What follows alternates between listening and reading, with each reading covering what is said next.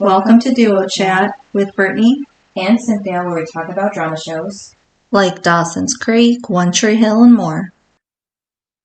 Hi everyone, I'm Brittany. And I'm Cynthia. And today we're talking about Season 6, Episode 7, titled Messin with the Kid. Air date October 20th, 2008, and the synopsis is... Nathan and Haley meet must parent Jamie in the face of a school bully, while Lucas and Peyton adjust to life as a living couple. Brooke finds being a role model is not as easy as she expected, and Marvin gets his old job back. So Peyton's all of a sudden really interested into reading the Davis magazine. Yeah, before it was just like nothing. Wasn't Brooke the only one that really brought it up? Mm-hmm. I mean, Peyton did say you have a magazine, because you're on the face, but she never really sounded like she read it every month or however often she got it. Mm-hmm. You know what I thought was weird too was that she had a subscription. Did she pay for it, or I don't know, just because you would think because she's so close with Brooke that Brooke would just give her the magazines as they come through. Right. So that was interesting to hear. Yeah. And then she's just focused on the article about moving in together. And she tells Lucas they're supposed to have their own space. And then it was weird that she was harping on moving in together because I don't know, they just never really seemed like the couple that cared. Haley was worried about living with Nathan. You know what I mean? But but not really Lucas and Peyton, because they've spent the night at each other's houses, and they had long distance relationships where once they saw each other, they were probably with each other for a couple days. So it's just kind of weird that now they're going to be oh my God, we're so worried about living together, when it's what? Where did this come from? Plus, it's also weird because Peyton, for the past year, has been done everything to try to get Lucas back. Do you really think that you would start a fight or be concerned about living with this person when all you've tried to do in the past year has tried to live with this person? You know what I mean? Don't you think that if there were things that you didn't have in common, all of a sudden it would tear you apart, and you wouldn't want that? Because remember, you both were okay, this is it. And Peyton has done everything to, want that it's wouldn't you just ignore the stuff that you don't have in common? If you truly wanted this person. Obviously, if it's a new relationship, it'd be okay, well, we have to kind of see what we're interested in. But these two who want each other, I would think it'd be whatever. Didn't Nathan kind of say that when it was him and Haley? It was well, who cares if we don't have the same interests? Yeah. So that's what was weird. I'm why does Peyton care so much? I mean, unless she is the person that wants to sabotage a good thing. Because there's those people that do. There's those people that are I will find a fault in everything, whether it's a new job, a relationship, whatever, just to ruin it so they can be miserable again. Because they like misery. Unless she's that person. Right. Yeah, and plus they were trying to get married some weeks ago, so they were live together then. So I don't know why they're making a big deal now. So right, wouldn't it be during that episode where it'd be wait a minute, you wait, Lucas, do you want to get married? And do we even really know each other? I don't know, that could have been, but also it would also make no sense because he proposed 3 years ago. So do you know what I mean? So he was ready 3 years ago, and he didn't care about things that they don't have in common 3 years ago. So it's does it really matter? Also, if it doesn't really matter to him, should you really blow this up and make it a big deal?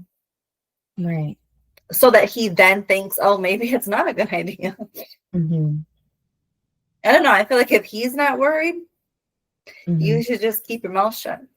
Also, wasn't that a couple episodes ago, like episode 3, when she brought her boxes over? Yeah, something like that. You mean to tell me in 4 episodes that she has not unpacked at all? Mm-hmm. That's a little odd to me. Like, she was gun ho about like moving in and getting all of her stuff to Lucas's. And now you're gonna tell me that she still hasn't unpacked? Mm-hmm. That was her main goal. I don't understand at all. Right. So I feel like, I don't know. Maybe this episode definitely should have been when they got home. Mm-hmm. Of like, good thing we held off on getting married because we need to know each other. But not 4 episodes after she supposedly moved all of her boxes. Mm-hmm. Because Yeah. again, we haven't heard about it, you know? Mm-hmm. Yeah, this felt like a filler episode for them at least. Yeah. But I will say, I did like it between them. Mm-hmm. I thought it was really cute because, again, we haven't really seen them be playful. Mm-hmm. So, at least not in a while. So, I was happy to see them just be playful, cute, and happy. Mm-hmm. Right. And that's when we see that she's dreaming because she sees that Lucas had put like a giant cage in the corner of the room. That was weird. I was like, at first, I thought that was real. And I was like, what's up with the cage? Mm-hmm. And then he goes on to say that Brooke's hot, in the magazine, and that maybe her and Brooke can share the cage. And then that's when Peyton wakes up and takes the magazine and hits Lucas in the back with it, waking him up. That was funny. He's just sleeping away. Yep. And then at Brooks, Owen shows up, and she says she doesn't remember ordering that Italian. And he tells her that he's sorry to bother her, but he caught her buying drinks at the bar and holds up her ID. And then that's when he pulls Sam into view. So Owen tells Brooke that he knew the license was hers, but Sam claims to belong to her too. So he asks, when she get a 15-year-old daughter, how long has it been? And Brooke says not enough. And that's when she pushes Sam inside the house with her, and then she tells Owen thanks and just the door in his face.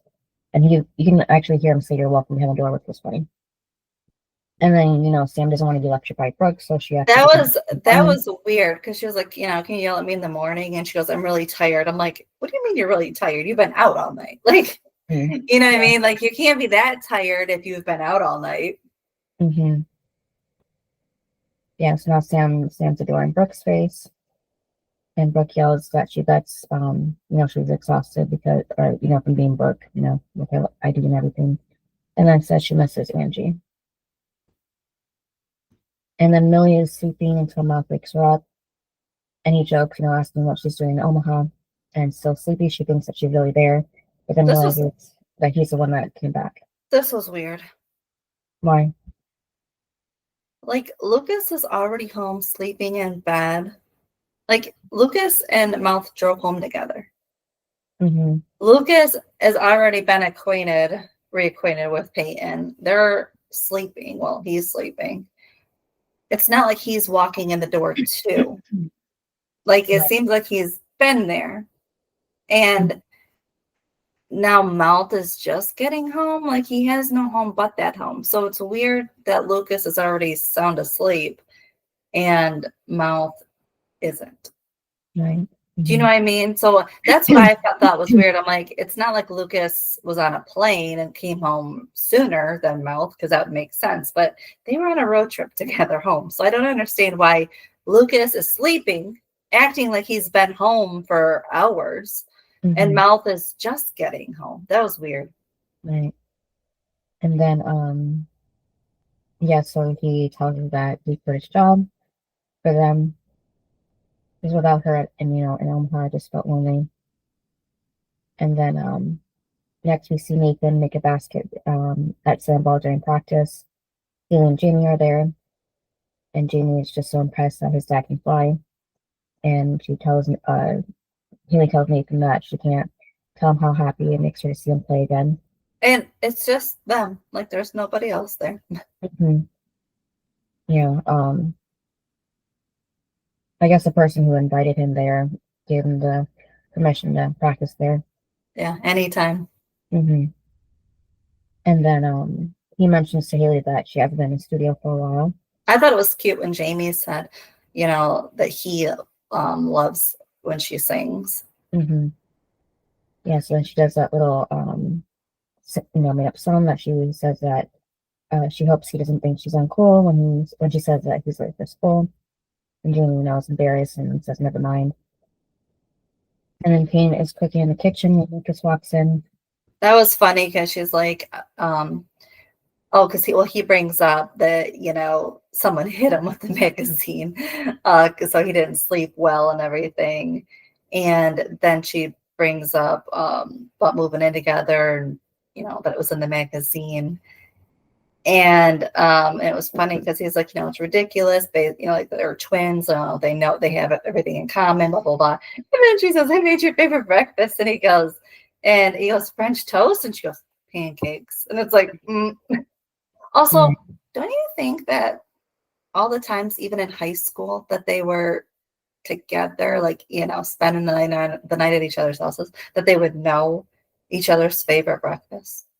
Mm-hmm. So that was a little weird to me. I'm like, it's not like it's not like Nathan and Haley. They spent the night when they were dating at each other's houses. So it's weird that you wouldn't know each other's favorite breakfast. Mm-hmm. Also, they've been living together even this season. For how long now? And it's not like he's like, hey, can you make my favorite French toast instead of pancakes every day? Mm-hmm. Or let's switch it up and do French toast because I love French toast. I just feel like, I don't know. It's just so she just makes pancakes every single day and he doesn't say anything. Okay. Mm-hmm. I mean, I guess he could, but again, in all the years that they've known each other, that's never been brought up. Right. Okay. And then we segue to Brooke shouting out pancakes to Sam to get her to come out of the room. She keeps shouting. Yeah. So with no answer yet, she opens the door and sees that Sam's gone.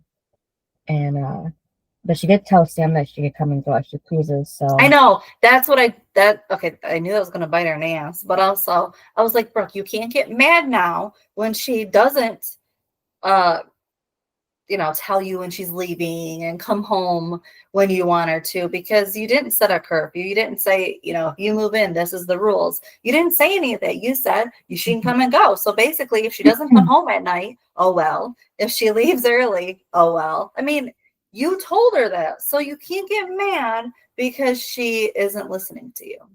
Mm-hmm. And also, I feel like because she's, not yours, you have to be stricter. Like if this is truly what you want, then you need to be specific with the rules. Because obviously, if it's your own kid, yeah, you're going to have to come home. Like you're my kid, you have to come home every night. You know what I mean? And you have to listen to my rules, and you should know my rules and expectations. Like as a kid, you should know what your parents expect out of you. Mm-hmm. But if you're the foster kid, or you're just a kid that is, Brooke's letting live with you, it's a little different. Like you have to actually give them ground rules for your house, not just be like, well, this is what I expected. Because she even says that later. Well, that's not what I meant. Well, but she's not yours. You have to give her exactly what you expect then. Mm-hmm. Because again, if it's your own parent and your own kid, they know what is expected. I mean, come on, all the kids do. I mean, it's just like, if it's underage drinking or whatever, like kids know if their parents are going to be on board or upset, that's why sometimes, kids are like, oh, I can't call my parent. I have to call my older sibling. I mean, it's like that thing. Like, as a child, what is expected. Well, Sam doesn't because she's not yours. So you have to truly explain everything. Right. And you would think Brooke would know that. Mm-hmm. And then, so this is the episode where Chuck is like officially introduced. He was mentioned in the last season because Carrie had mentioned about Jamie playing with him or something, like a play date or something, and making cookies for him. Like they were going to do that for him or something like that. But now it's kind of like a race, and he's kind of like just, the bully all of a sudden. So it just seems like they were friends for a minute, but now, I guess since he started wearing the cape, Chuck is treating him differently, maybe. I don't know. But yeah, they're just kind of like started over this character at least. I don't know. I was just okay. Look, it's very hard to like know this episode and remember, that Chuck was bullying Jamie to then them be like best of friends in the later seasons. Remember, like it's very hard because it's like who in the hell becomes best friends with their bully? Yeah. Like if they can bully you, especially at that age, of something of a cape, what do you think they can bully you of? That's more serious. Mm-hmm. So, like, that's my thing is, and a lot of times, like, the bullies, they get it from their parents. Like, let's be honest, they do. I mean, look at Chuck's mom. I mean, she doesn't have any care to punish her kid. Like, if it was my kid, I'd be like, oh, he is not like, you know what I mean? Like, my kid would be so, like grounded faster than they could think. It's like, but Chuck's mom is exactly like Chuck. Like, that's where he gets it from. And a lot of times, bullies, once you meet their parent, you go, oh, that's where it comes from. Like, because they never grew up. So their kid never, that's where they learn it from. So I just don't like that they made him a bully here and then all of a sudden they're going to be best of friends. Like, there was no other kid, like no other little actor or anything that you could make Jamie's best friend. There is that one girl later, but that's pretty much it. Yeah. Yeah, Madison. Like, but he had a crush on her. Mm-hmm. But like, my thing is like to be the kid's best friend. There's no one else. Yeah, I'm just saying. Like, this kid could have been the bully, but then have another kid be his friend. Mm-hmm. Yeah. So Chuck is messing with his cape and tells Jamie that his friend Quentin was stupid because Jamie said that he's wearing it for his friend. So then that's when Jamie pushes Chuck to the ground. They start fighting. The other kids are cheering them on. But then we go back to Peyton and Lucas, and she's reading quotes from the magazine about the article. And she says that apparently guys don't like changing anything when a woman moves in. And he said that's not true. And then she mentions that he still had a picture of him and Lindsay out. I thought that was a little weird. Yeah, because they've been back together for like, what, a month at least? Something, because when they were supposedly getting married, they were together for a while. Mm-hmm. Before they came home. Yeah. Well, okay, like obviously sometimes men don't think to change things, but you would think Peyton would. You know what I mean? Like you walk around the house, right? So you've seen the picture.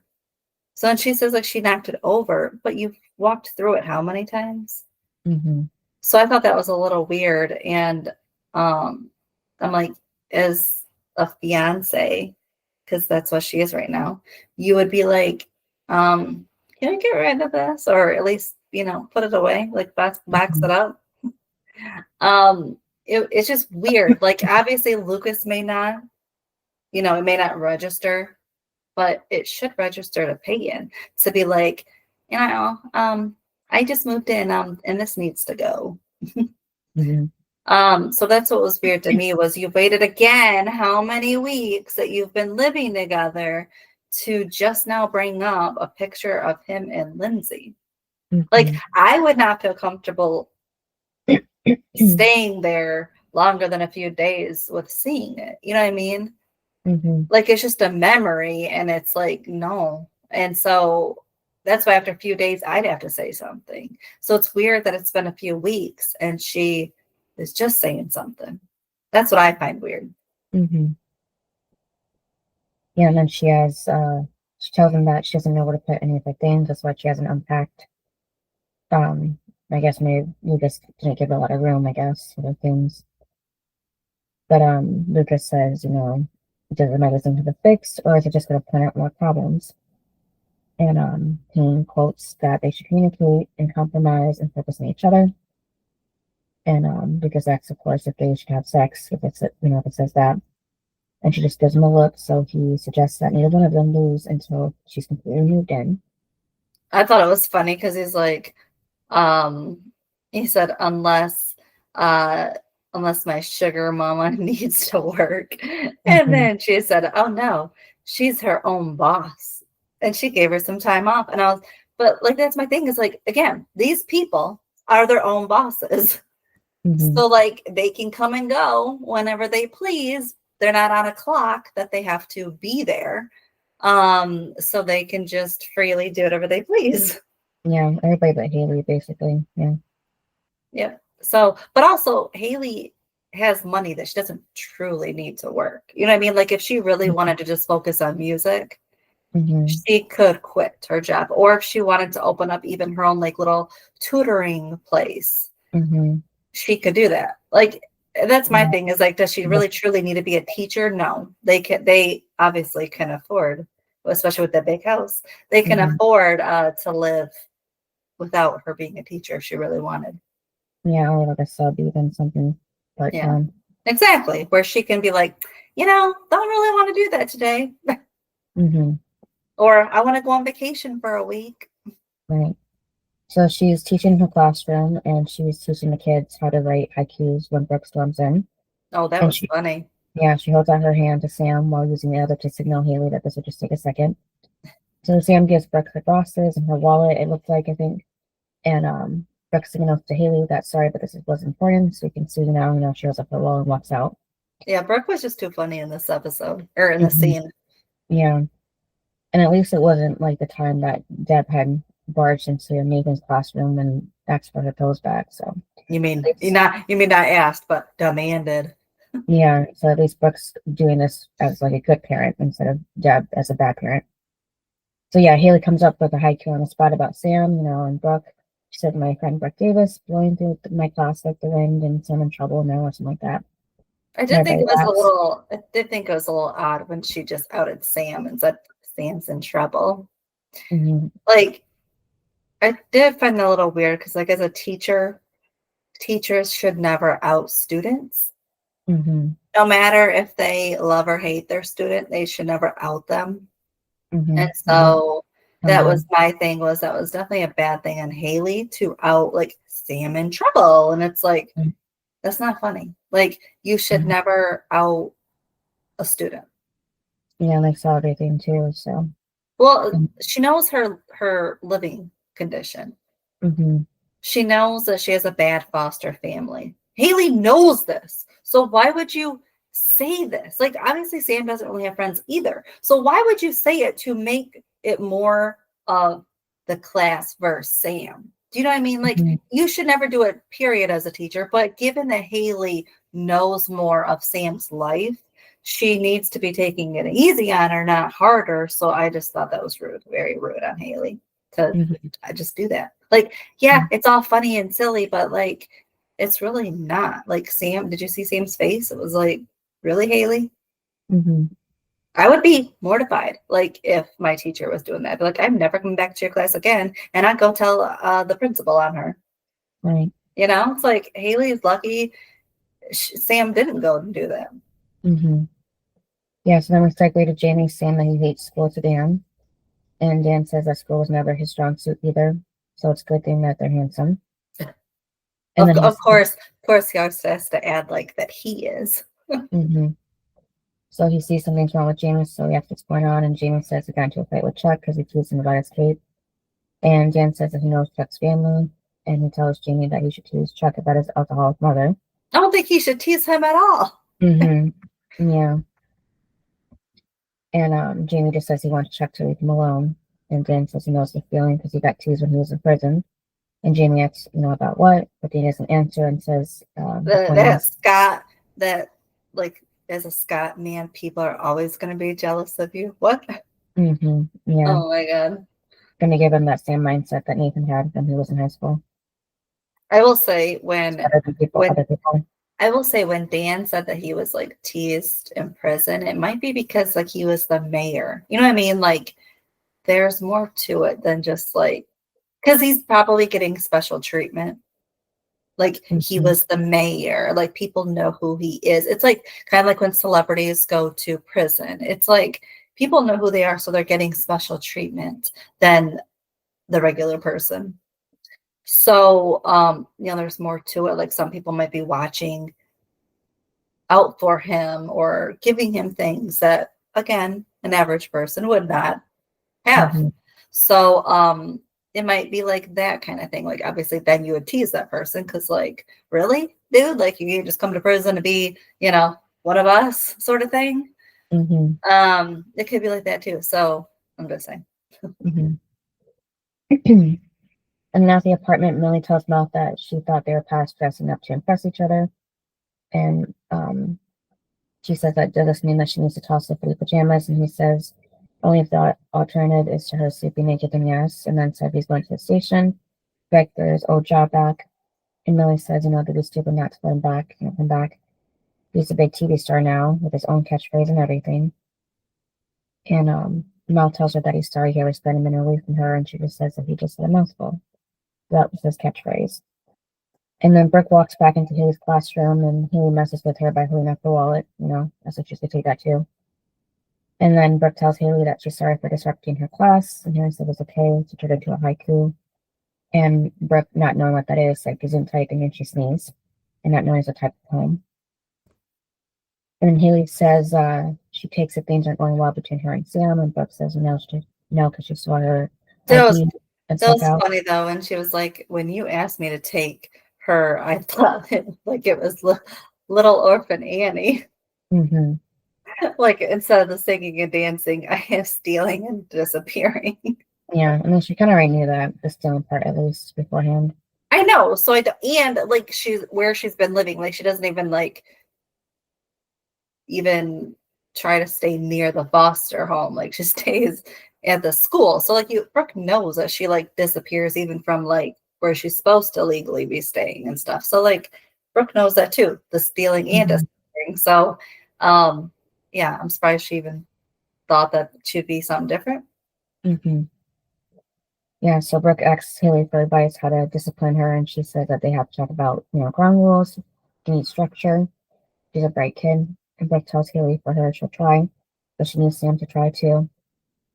And she says that she'll let her know how it goes.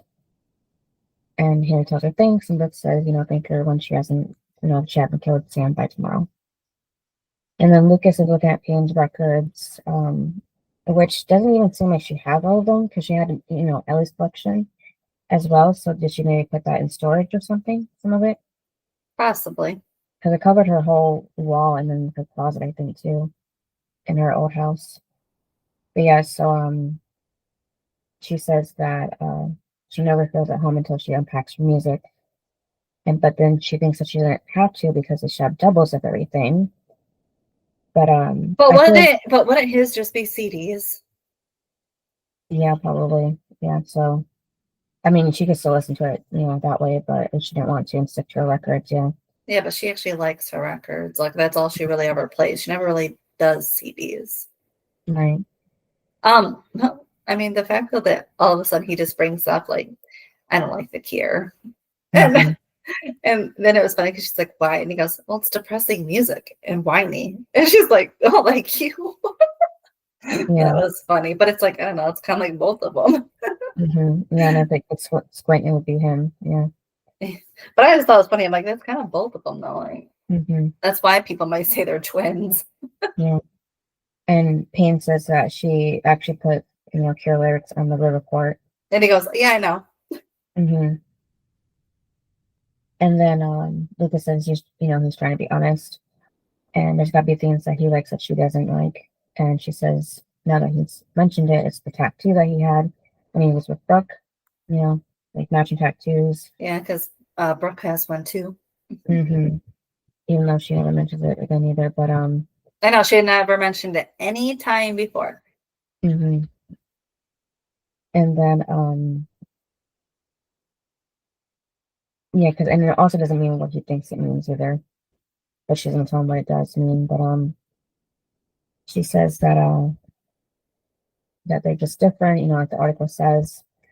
And she walks out, and Lucas says, "Thanks a lot, Brooke," to the magazine.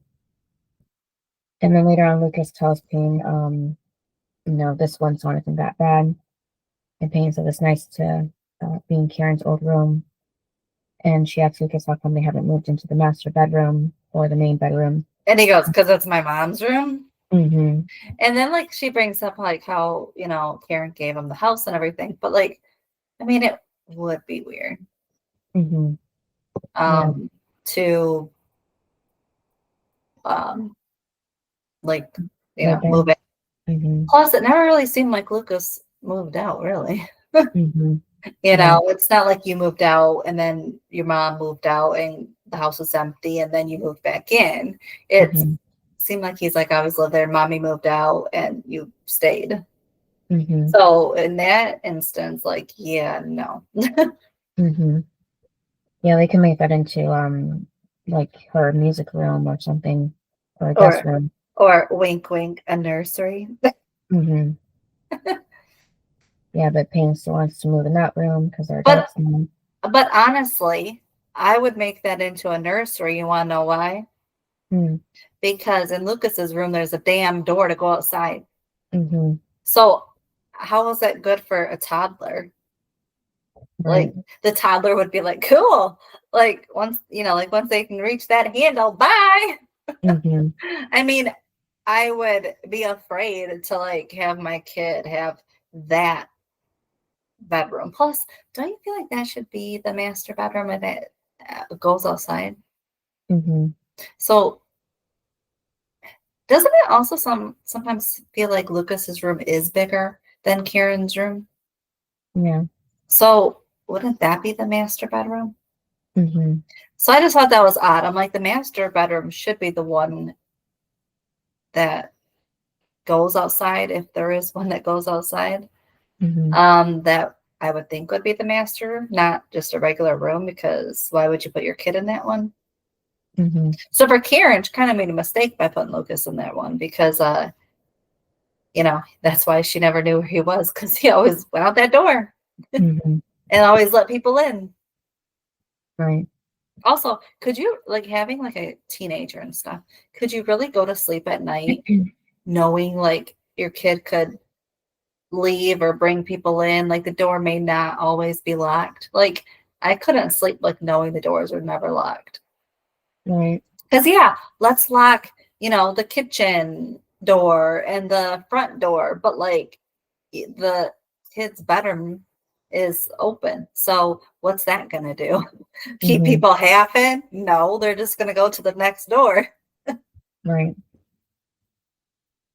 And then Haley is out and about when she sees a singer performing. And then she drops some money and a woman starts singing, when stars go blue, when she recognizes Haley. This is weird. Why? Well, because she tells Haley, like, she loves her music and about her album. What album? And my whole thing about this is, like, she's sitting there singing When the Stars Go Blue. When the Stars Go Blue was her and Chris, first of all. Secondly, that was a long time ago. And don't you think that because if Haley actually truly had an album, okay, I don't believe it, but if she did, don't you think that people would be singing that music? Especially if this person said that her albums are one of her favorites. Like, you would not sing When the Stars Go Blue. You would sing, if that was truly one of your favorite albums, you would be singing one of those songs. You wouldn't be singing When the Stars Go Blue. So for me, I thought that was weird because it was a duet. And it wasn't even a duet of hers. Like, it was a remix. Yeah. So for me, I thought that was weird because Haley's album would be something people would be talking about and singing to her, not that. So I thought that was weird. Yeah. Don't you think so? Yeah, like I said, she should be singing Halo or some other solo song that Haley did. Yeah. Exactly. Like something more current and something off of this album that's just Haley's. Like, it's weird. Okay, it's kind of like, okay, if somebody had seen somebody perform in bars. Remember, like how like how artists sometimes would perform in like bars or clubs or whatever, and then they made it, and then all of a sudden they came out with a record. Don't you think that people would be singing what's on the record instead of whatever song they were karaokeing in the bar? You know what I mean?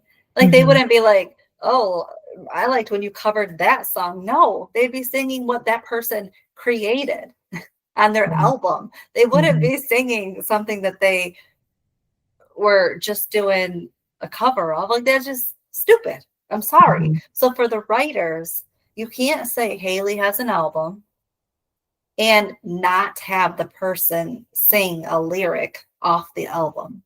You just can't. Like at least let it be Halo, something that would be on the record. So it makes no sense, once again, that Haley has an album, but nobody's going to reference anything of that song. Also, don't you think like her friends would be singing something off the damn album? I'm sorry, but they just would. They wouldn't be going back to When the Stars Go Blue. They just wouldn't. Like for the song, it obviously is ties to Chris, so her friends would never bring up that song. Because it's just bad. Not the song, but what happened. So like at least they bring up Halo, but they don't bring up Halo at all. It's just done and over with. But oh, she has an album. What? So that's my whole thing is no, she doesn't. Because again, where's a song for it? Right. That's what the fans of Haley should be singing to her or bringing up to her. You know, I love this song. Whatever, because all they ever talk about is When the Stars Go Blue. And that is not even a Chris Keller and Haley James song, because we talked about it. Yeah, so she asked Haley if this would be another record, and Haley said she hoped so, and then asked the woman if she had a CD, and she said no, she's, sings for fun. And she tells Haley that it must be amazing to sing for a living, and Haley says it used to be. But so many things have been going on that, music hasn't mattered that much. And then the woman says that's too bad because it matters to a lot of other people. And Haley tells her music matters too, and she just want to keep her fans waiting. And the woman tells Haley neither does she, and she starts playing When the Stars Go Blue again. And then Mouse meets with his old boss, wanting to talk about how they left things, even though it kind of made it sound like Mouse did something wrong, even though it's the opposite, to like be begging for his job back. But his boss Chris tells Mouth that he knows Omaha's a bigger market, but Tree Hill is his home, trying to like pitch him to come back. So they need him to do, they'll do whatever it takes. So Mouth right away lists his demands of having an office, better snacks, and then mentions he had an intern in Omaha. So Chris says that they can have all of that for him. I will say, like when they said like we need you, it is true, because when he left, they were like, oh my God, like he saved us, we need him. And it was like, that's when he was like, peace out. So we do know that they need him. So I was happy that they said it, because they needed it before he left. Like they realized last second, like, oh wait, he is a good part of the team. And then Haley and Nathan sit down with Jamie in the living room, and they talk about the fight in school. Nathan was hilarious, because he just all like, oh, I'll teach you how to handle this. Yeah. And she's like, no, like not fighting. Because like that's basically what he was going to do. I'll teach you how to fight. Yeah. So but their whole thing is just walk away. And Haley mentions that everybody made fun of the poncho that she used to wear, but she kept wearing it, and that's what he should do too. Wear his cape if he likes it. Ignore whatever what other people say. I will say I'm really surprised in this episode, because the poncho was brought up again with Jamie, and it's like, I'm surprised Nathan never once looked at her and been like, I'm so glad you got rid of it. Like, it's just weird. Like, Nathan has, in the past, has brought it up himself of that poncho. Well, yet, in this episode, when she brings it up, he does not say that at all. Like, just to tease her again about it. Like, he doesn't, like, he's done it. It's weird that he just doesn't continue to do it. Right. Because that's something that a spouse would do. Is tease the other one. Yeah. So Jamie just says he wants to be tough like his dad. Nathan tells Jamie if he can learn to walk away, he'll be tougher than he ever was. So it's good that Nathan corrected him, or else he would still have that, thinking of that if someone messes with you, you just got to fight right away. Well, that's Dan's motto. Mm-hmm. And then Lucas and Peyton are in bed. He's mad. She's laughing. He tells her it's not funny, and she says sorry. She's only laughing because of how angry he got. So apparently they did move to Karen's old room, and that's why he had his problem. So is that her bed that she left, or I don't know. It has to be, because when they split, he's in a bed and she's in a bed. So that has to be Karen's, which is weird because wouldn't you bring your bed in that room? Not use Karen's bed? Well, maybe that one's bigger, so that's why they just kept it there. I know, but they've been perfectly fine on Lucas's. Yeah, well, Lucas probably just compromised and tried out the other room for Peyton, and that's what happened. Yeah, but see, like that, but then you're in your mom's bed. Do you know what I mean? It is weird. At least bring the mattresses from your room to that room at least, and see if you really like the feel of the room, and then you can go buy an actual bed, not use your mom. That is weird. That's why I said bring your own bed, or at least just haul the mattresses over. You can still just sleep on the mattresses for the night. So he's just annoyed about how obsessive she is about the magazine. I did find it funny when he got on his phone and she's like, "What are you doing?" And he's like, "I think I made a mistake." He's calling Lindsay, and she's like, "Yeah, if you think that'll help." It was funny. Yeah, starts laughing, yeah. And then Brooke goes up to Owens at Trick and asks if she's been in tonight, and he thinks that's a trick question. But she explains it means has he seen Sam? And he says not since last night. And he asks if she's run out on her again, and Brooke says no, Sam's actually waiting for her in the car. She doesn't need an excuse to see him, but doesn't mean it. So he's sorry he asks. And then Brooke tells Owen he's a jerk, and because she told him she wanted to be a mom and he ran away. He left an Owen-shaped hole in the front door, and she never heard from him again. Not a phone call or anything. And if he hadn't called, will Brooke do a junior with her ID? She still wouldn't have. And Owen says she's right. She didn't deserve that, and he's sorry. But Brooke's still mad. And then, are you happy that they brought Owen back for this? Well, since it was only temporary, not really, because it's I think the one episode or 2 episodes. Yeah, 2 maybe episodes they came back for.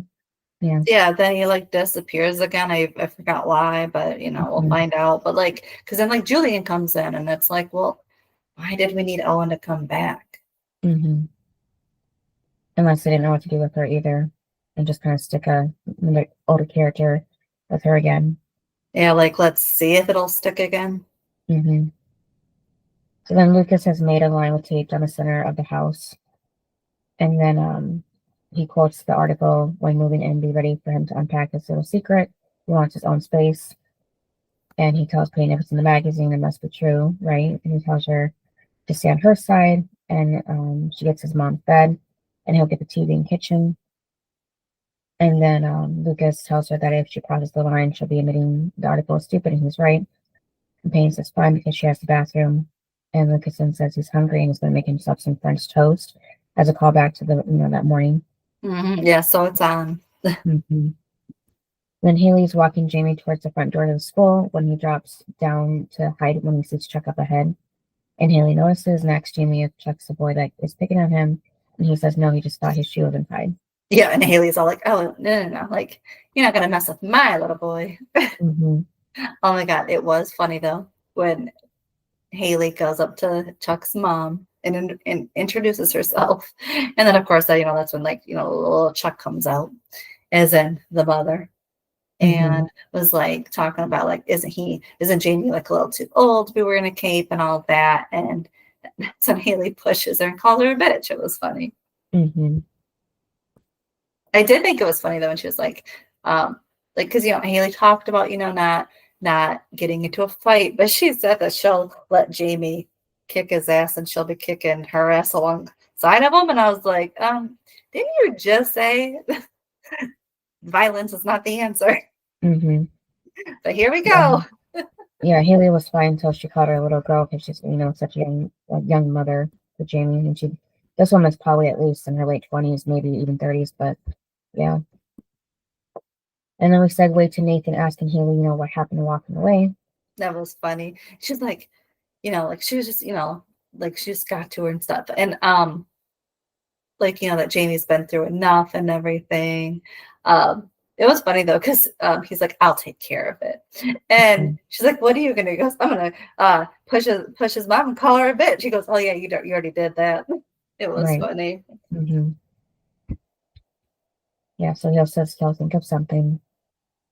Haley says she's sorry, but Nathan says that his girl's a badass, so that's hot. They didn't really mind it. And then back with Lucas and Peyton. Well, you think with her getting to a fight with the mother on the school campus, she would get in trouble, and maybe won't be allowed to be back on the campus. Yeah, like why didn't Chuck's mom press charges? Yeah, she could have done that so easily. Mm-hmm. Well, especially like nowadays, you truly, it's like you can't even really like look at somebody and they're pressing charges. Like everybody's always, I'm gonna sue everybody. So like you really think that Haley can just push people and even Nathan, and yet no one's gonna say anything. Mm-hmm. Yeah, so Lucas is playing a video game on the TV when Peyton turns it off because she has a remote. And she got it somehow without him knowing. And then later on, Lucas turns the power off in the bedroom while she's in there. She admits he's good. And then the next scene, she has his phone and starts typing a text to Fergie. And then he's like, don't do it, as in like sending it. And she's like, oops. It was funny. And that's when at the apartment, Fergie gets the text and he smiles and Junk asks what's up. And Fergie just says that Lucas loves him some Fergalicious. And Junk checks his phone to see if he's got a text from Lucas, but he hasn't, so he just drops his phone back on the couch. I will say, like, they've known each other how long, and he's never gotten a text from Lucas like that. Like, wouldn't you kind of question the text if you've never gotten anything like that from him? Mm-hmm. I'm just saying, like, out of the blue, you're getting a text like this, it'd be like, is he okay? Mm-hmm. Instead of like he's smiling, and it's like, but yeah. You've not, like, Lucas has never said that to you. So it's a little weird. Mm-hmm. Meanwhile, Nathan goes to see Brooke, and she's disappointed when he's not Sam coming back.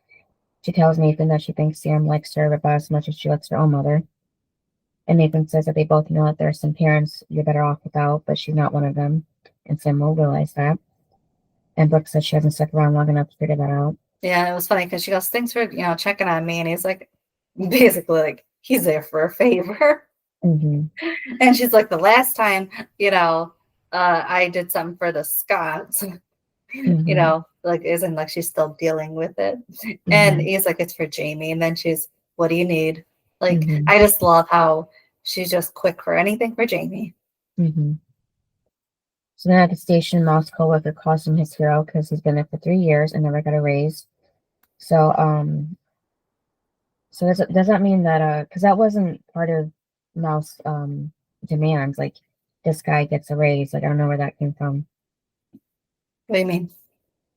Because the guy said that he's been there for 3 years and he never got a raise, but now he has that Mouse come back, as if that was part of his demand for this guy to get a raise, for him to come back. No, I took it as Mouth got a raise. As in he's telling Mouth, telling Mouth, like, you came back. He goes, like, I've been here for 3 years. I've never gotten a raise, but you just waltz back in, demand everything, yell at everybody, and you get everything you want. Yeah. Yeah, and so this guy definitely did not get a raise. Yeah. I just didn't understand that scene. And then he mentions that he got all that in a hot intern. And there's his new intern, and it's Gigi. Mm-hmm.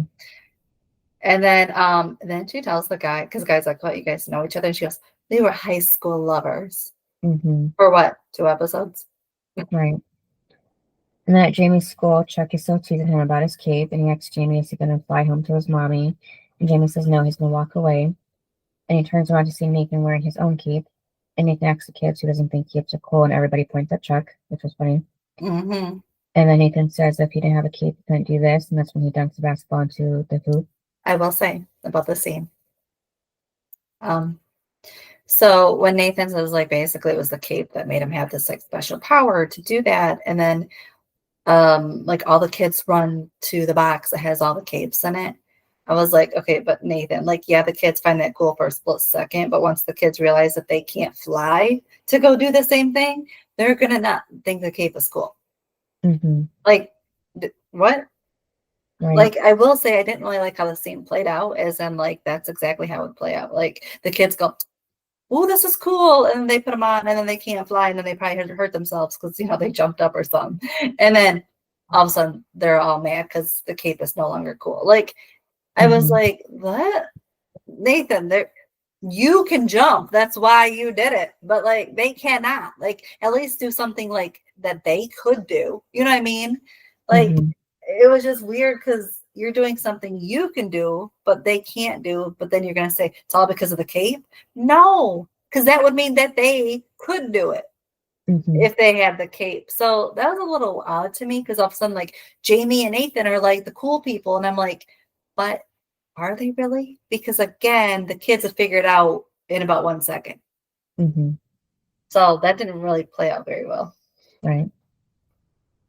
And then Brooke finds Sam at the diner. She mentioned she didn't come home last night. Sam said it's not her home. And she said she'd go and come in as she pleases. Yep. She left. And yeah, that's when she said, you know, that's not what I meant. And it's like, that's what she said. So Brooke tells her that she can't help her if she's not willing to be helped. And apparently she'd rather eat there than her kitchen and wants to sleep in a car instead of her guest room, and she doesn't know what else to do for her. So Sam finally believes that Brooke cares for her until Brooke says she doesn't think she's gonna, she can't do this anymore. And Sam says it's okay. She's used to people giving up on her. Happens all the time.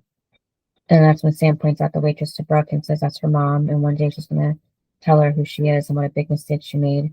And says again she's used to people giving up on her. That was sad. Then back at the station, Mouth and Gigi catch up. He tells her that his girlfriend moved to Omaha, but then his girlfriend moved back, so he decided to move back to be with her. He keeps saying girlfriend as much as possible to her to give her the hint. And I don't think she's getting the hint. Yeah, because she's distracted by his muscles. And he says that his girlfriend's into being healthy, so he is too for his girlfriend. And he asks what she's been up to, so she goes off about saying that she's been in college journalism classes. And she flips her hair before saying having lots of sex too. And then randomly that the mother had her appendix out last week. And Gigi hugs him because she loves to do that. And says it's just so good to see him again. But it's weird because she was just thinking about him the other day. And it was about when she was walking to class and all of a sudden she thought she should have had sex with him. And isn't that weird? And Mouth says, yeah, it is. And Mouth asks, did he mention he has a girlfriend? And she says, close, sometimes she does too. And just walks off. It was funny because he's like, but again, it's like, that's Gigi. And then Haley visits Brooke and mentions that Nathan told her about the capes, and she tells Brooke she's officially the world's greatest godmother. And she thanks Brooke, and Brooke says at least she made one kid happy. So she explains that she was going to talk to Sam last night, like she said, but she never showed, and told her she can't help her anymore. And Haley said she's sorry. I like that Haley said she, shouldn't have forced Sam onto her and everything. I just thought, you could handle her. Because basically that was you. But I did like when she told her, like, she's the strongest person she knows, because Brooke is very strong. Yeah, because she gave up her company and she seems fine about it. And Brooke says, tells Haley she's the one who gave up her singing career to be with Nathan, who was at least as screwed up, as Sam was, until, Haley got a hold of him. And now he's the best guy she knows, and then tells Haley that she was scared to death to give up her company, but it wasn't fun anymore. And now she gets to do what she fell in love with, design clothes on her terms. So he says, that's how she feels about music, because she met a girl who's, does it every day for fun. And Brooke tells her she needs to make it fun again and find out what she loved about it and start there, because she's too strong not to. So Haley says she'll think about it, and Brooke says she'll think about trying again with Sam. And then Lucas is using the buttons on the TV to start the channels because Peyton still has the remote. And now she walks out of the room with just a t-shirt on. And Lucas says this isn't fair. And Peyton says her room is so dark, so she's gonna crash early all by herself. I love when she was teasing him because she goes, "I am gonna sleep naked." It was hilarious. But I did love her teasing him. And then he says she's good. She said about him earlier. And then Jamie is telling Haley what Nathan did at his school while she texts him into bed. He was the most popular kid. He even got 6 girls as digits. And then it was funny because Uncle Skills taught him, and Haley's like, "What? Like, I'm gonna have a conversation with Uncle Skills." It was funny. Yeah. Nathan tells Jamie to get used to it because he's a Scott boy, all the attention. And then Jamie asks Haley why doesn't she wear her poncho anymore, and she says she just grew up, outgrew it. And Nathan tells Jamie he's proud of him for walking away today. And Jamie says he didn't want to, but he said it would make him tough. And Nathan says it does. Take him long, a long time to learn that lesson himself. And he tells Jamie those kids teased him about his cape, and he wore it anyways. They wanted to fight him, and he just walked away. There's leaders and followers, and he's a leader.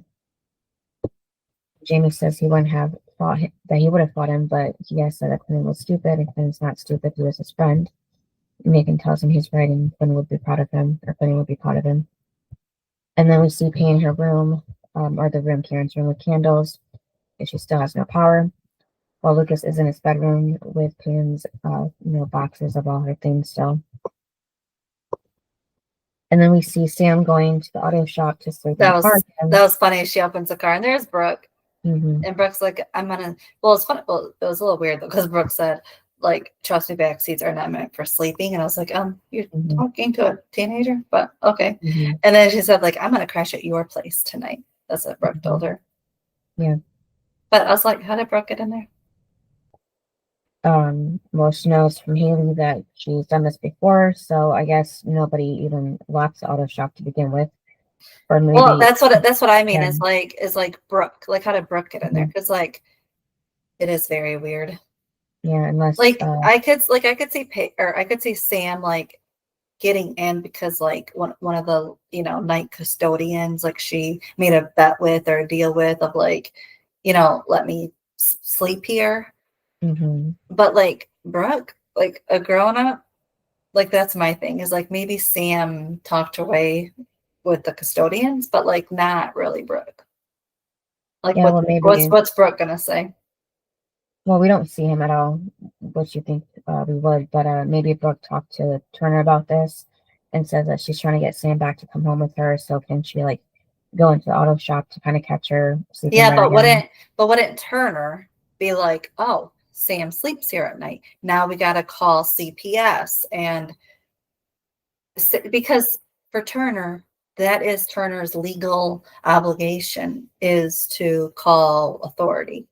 And that would be his job is to, once he finds out that she's sleeping there, not her foster care, then, or her foster home, then he would definitely have to call CPS, get the law involved and everything, and it would not turn out very pretty. So I think Brooke knows that. So that's that's what I'm saying is I don't think she would call Turner. But because remember when she was dating that teacher and they snuck into the classroom, he had a key. So Brooke doesn't have that unless she made a copy of maybe Haley's. I don't know. Or maybe Haley gave her a key, maybe. Even though she's a teacher? Well, how did the teacher get a key then? Like the one she was dating that's what I mean. Either this school lets all teachers have a key or something else is fishy going on at this school. Yeah, well, yeah, he must have had a key for the school itself and then his classroom, but I'm wondering who has the key for the auto shop. That's a whole different thing. Because we don't see the person who runs that, give her the key. That would have made a lot more sense. But yeah. And, Brooke tries to connect with Sam, saying she knows what it feels like to have parents who give up on you. She had one who ignored her and one who, resented her. But didn't Victoria do both? Resent her and ignore her? Yeah, and her dad too. So well, I know, but when she said she had one that ignored her and one resent, I'm like, but that was kind of both of them. Yeah. I guess just one is, that was mostly Victoria was ignoring her and her dad resented her the most, probably, is what she meant. But she wonders if she'd be better off without having parents at all, and Sam tells her she wouldn't be. And that's when Brooke tells Sam she doesn't want to make the same mistakes that their parents made, and she wants to move in as an official, foster home basis, only if she wants to. And Sam thinks there's a catch, meaning there's probably been catches before. And Brooke says there's no catch, but there are rules. Breakfast is at 7. No more stealing stuff, and they make their deal. She said, but mostly my stuff. Yeah, That was funny. And then when shaking hands, Sam actually drops something to her hand. I think jewelry or something, and says that was the last thing she stole from her. And then Haley tells Nathan what he did for Jamie was amazing. Nathan says he didn't do it for Jamie, he did it for Chuck's mom. He was afraid she was going to kill her. And Haley tells him that he saved the day. He was a superhero. And she asks if he needs a sidekick. And he says, goes on to say that he thinks tomorrow he's going to go back to mild-mannered sandball. Nathan Scott, and Haley says she wouldn't call him mild-mannered. Yeah, so then he asked her what she was doing tomorrow. And she said she thinks she's in the mood to do some singing. And he said, it's about time. Mm-hmm. Yeah, so I guess with Jamie being in school, she doesn't need like a nanny or anything anymore. All of a sudden, even though he should be in the same grade, because everything has just been kind of the same year, he would still then be getting out at the same time he would when he needed a nanny. But I guess they have Nanny Deb who's AWOL though. Like, it's been a little bit since we've seen Nanny Deb. She's not even in the episode. But I guess because they have her now, Haley's good. Yeah. And then Owen goes to see Brooke again, and she tells him, she told him to stay, and then he disappeared. And she tells him to get lost, and now he's at her doorstep. And he asks if they can talk, and she says, oh, how have you been? And she's then, there we talked. And then she says that it's late, and she has a young girl sleeping inside, so she has to go. And Owen says that he just wants a chance to explain himself. So he says that he got freaked out when she mentioned the baby because he had a horrible childhood and then got, addicted to heroin early on. And he avoids anything that has responsibility to it. And then the thought of him being a father is too much. Brooke says that she never asked him to be. That was my thing, was he ran because of the baby thing, but she was only getting a baby again for a little short period of time. And she never said, let's be parents together. That was my thing, was you ran for what? It was weird. Yeah, so he says that he knows he wouldn't be good at it, and so he disappeared.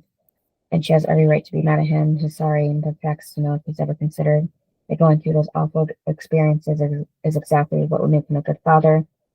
And because she's seen how he was responsible with Rachel and Karen with Jamie. Yeah, and then how she brought Sam, or how he brought Sam home, and he goes, basically he did that for her. Which I agree with. I do think he brought Sam back to see Brooke. And then Brooke tells him if Sam's at the bar tonight, bring her home, and he will see her again. And Owen says that she hopes she's in a drinking mood, but if not, he hopes the real Brooke Davis is going to stop by.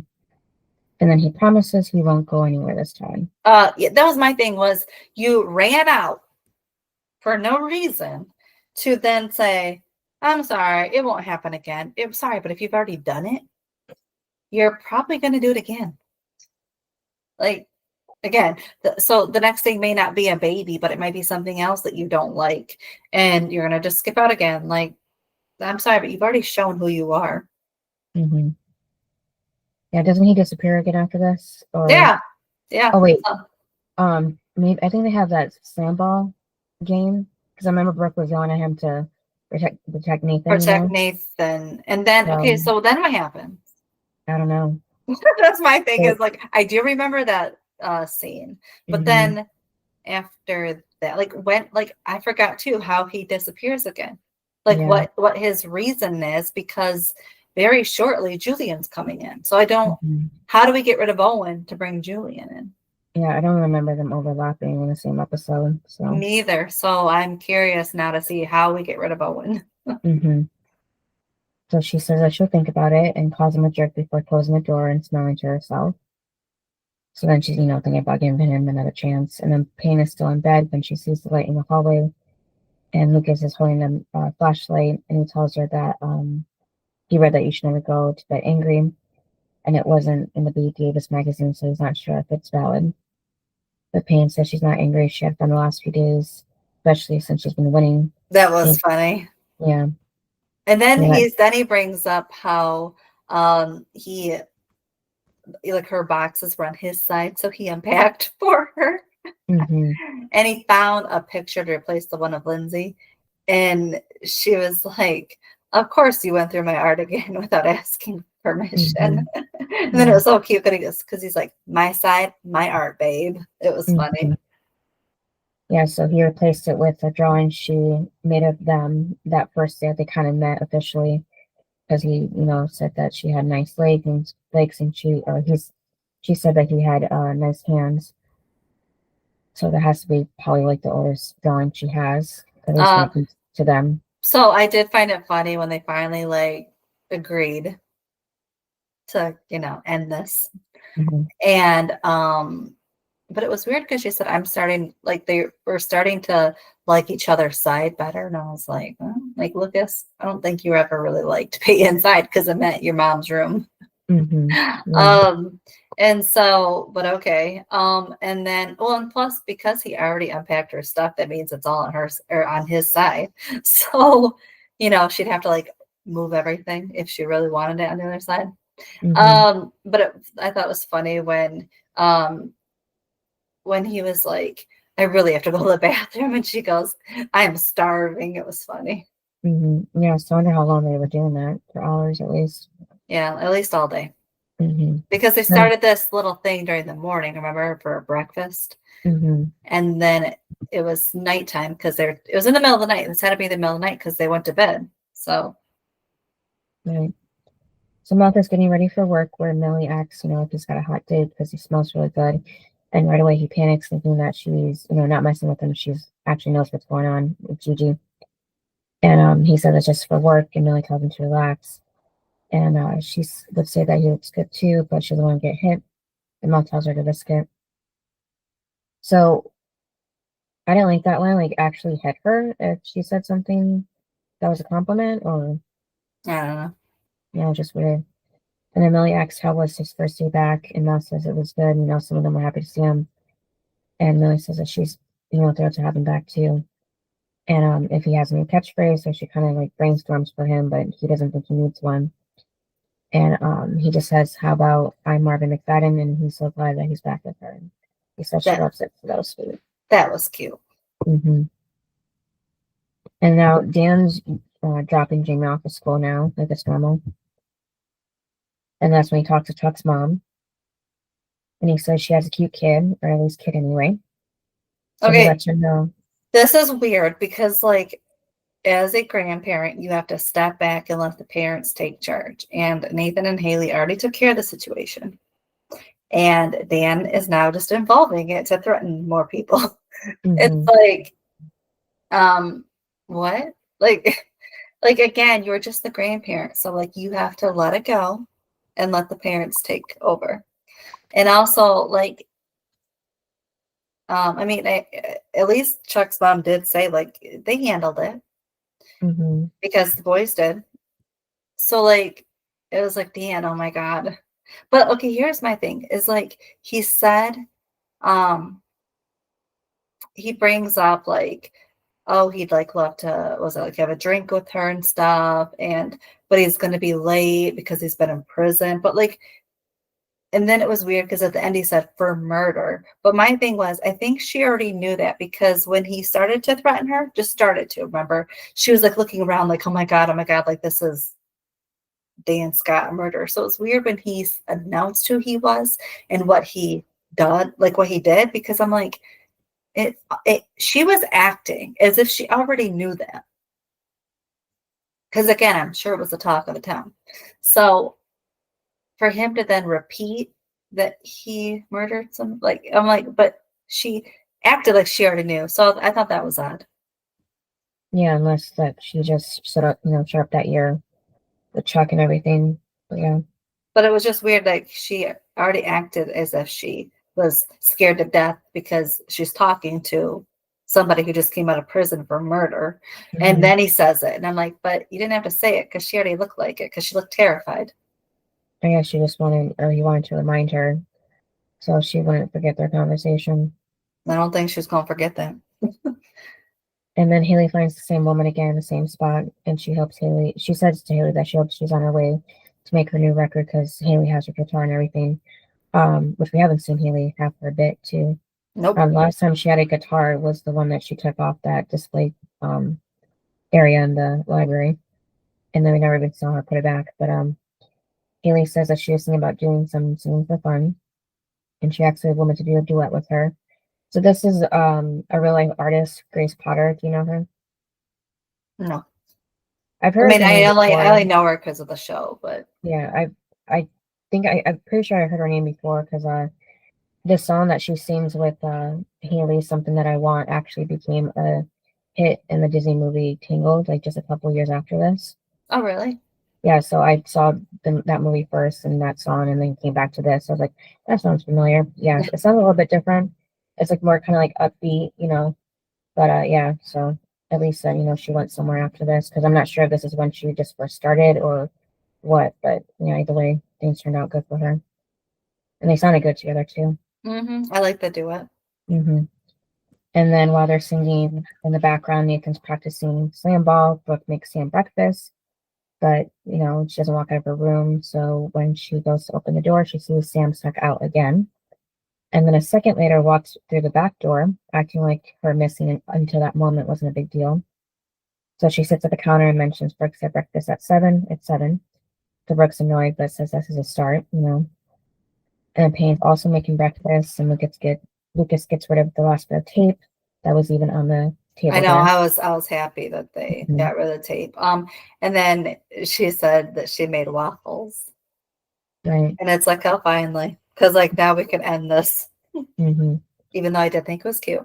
Yeah, she says she got the recipe from the magazine, and Lucas says to enjoy it because she canceled her magazine subscription. Yeah, because she's obsessed with it all of a sudden. Mm-hmm. Yeah, because usually when you're an adult, you kind of grow out of those magazines. Like the quizzes and the advice and everything. Like more like for like a fun thing, not like a whole serious thing. But yeah. I mean, think about it. If Brooke probably doesn't even read her own magazine, why would you? Mm-hmm. Plus, that's not even her magazine anymore. Victoria owns it too. So yeah. So why would you be so invested in Victoria's magazine? Maybe it was like an old one that she just now started reading. Maybe, I don't know. But that wouldn't really make sense, would it? Also, given the divide between Victoria and Brooke, as Brooke's best friend, why would you then seem like you're taking sides by reading the magazine that Victoria created? Yeah, maybe that was a little odd. Mm-hmm. Maybe that was the last one that Brooke was a part of. I don't know. But yeah, she should have canceled her subscription anyhow. And then just then Fergie shows up telling Lucas he guy's text, and Payne just starts cracking up. Okay, but this was so weird. Like she sent the text hours ago, like last night, or not last night, but like yesterday, because we're having breakfast. So that means it's the next day. Mm-hmm. So she texted him sometime yesterday. He got the message and did nothing until the next morning.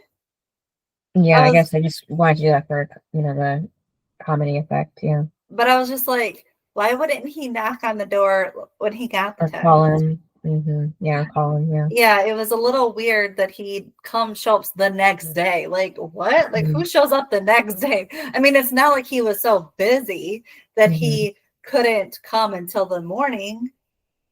Yeah, we don't know what he does for work, and he was just playing video games with junk. Yeah. Well, I mean, I guess you can, at least nowadays, you can make money playing video games. I don't know about in 2008, but But yeah, I just thought that was odd. I'm like, I mean, I thought it was funny for comedy, but I thought it was weird because of the timing of it, because he should have showed up yesterday. Mm-hmm. And then at school, Chuck is wearing his cape when he walks up to Jamie on the playground. He asks if to stop around to school because he's the coolest. He wants to see him, and Jamie says, "Yeah, Scott's rule." So yeah, Nathan has to be careful with saying that the Scotch are like the best because Jamie will grow up to kind of think like how Teen Nathan did too.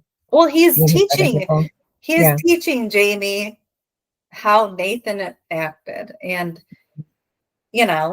it's like tone it down a little. I think that's what Haley's trying to, but gently, too gently, yeah, but it's like Nathan, is always, he's always going to have a part of himself in there, from back then. And Jamie just wants to be that Nathan so bad. That's what's sad. Yeah. And then Chuck asks Jamie if he wants to play kickball. He can be on his team, and Jamie tells him to slow his roll, maybe another time. Slow your roll. Yeah, basically telling Chuck, like, you're kind of being desperate right now to be my friend. So I know, but what little 5-year-old says that? Probably from Nathan again, yeah. Slow your roll. Yeah, nobody says that anymore. No. And then Chuck's like, why aren't you wearing your cape? And he said that some people lead and some people follow, and walks away. And I was like, what? Yeah, and then it freeze frames on his little face when he's smiling at the camera. Yeah. But I was like, oh my God, Jamie. Like, sometimes, like, it's one thing for, like, you to hear things from your family, but, like, you don't go and repeat them. So, like, it's one thing for, like, your parents to give you all the confidence of the world, but sometimes you just don't need to, like, be extra. And I feel like Jamie in this scene was being very extra. Don't you think? Like, he was being a little too desperate to be confident, I feel like. Don't you think? Like just being like, no, I'm good, and like walking away instead of being like, no, I'm a Scott, we're cool, slow your roll, like just all of this. I'm like, whoa, okay. Like just the walking away should have been enough. Yeah, it was a quick turnaround, yeah. And don't you think that he could have walked away and then said to himself, some people lead and some people follow? Like, don't you think that could have happened instead of him telling Chuck that? Yeah. I'm like, okay. Well, I think he was just telling, like, Chuck, like, you're not as cool as me because you follow and I lead, probably. I know, but that is kind of him being a little too desperate to be confident. Like cocky? Yes, like, stop it. Like, you're, like, Jamie, do you really think you're cool too? Like, like that kind of thing of like, really? Like, you're 5. And again, you weren't cool 2 days ago. Is my thing. Like, all of a sudden now you got all the confidence in the world. Like, it's great for your parents to boost your confidence because they should. But again, some things could just be kept to you and your family. You don't need to repeat every single thing that they tell you. Because then you're being too much like a Nathan or Brooke back in season 1, where you just need to just keep it to be just being confident and walking away. And then you can pep talk yourself like your parents would do. Yeah. But you don't just out and say it as in like, you're not cool and I am because I'm a leader. But like, what makes you a leader? Like I don't know. It's just kind of like, okay, Jamie, kind of tone it down.